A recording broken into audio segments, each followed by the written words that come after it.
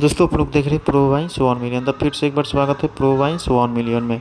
तो हाँ जी दोस्तों, आप लोग बता दें कि अपने हिट मशीन खेसारी लाल यादव का एक ज़बरदस्त गाने के बारे में बताएंगे। वीडियो को ध्यान से ज़रूर देखिए। चलिए शुरुआत करते हैं। वीडियो में आगे बढ़ने से पहले आप सबको बता दें कि सारेगामा हम भोजपुरी से आने वाले अपने हिट मशीन का एक नया गाना आने वाला था, जिसका बोल था जान की जवानी। यह गाना जल्द ही आप सबके बीच में रिलीज कर दिया जाएगा।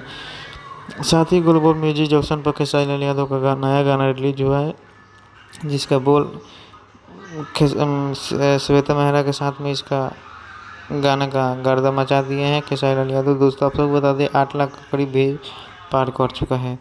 इसके साथ ही नम्रता माला के साथ में जो धमाकेदार सॉन्ग कमरिया लॉलीपॉप रिलीज हुआ था, वो 24 नंबर वो ट्रेंड कर रहा है। 6 मिलियन से ज़्यादा व्यूज हो चुका है।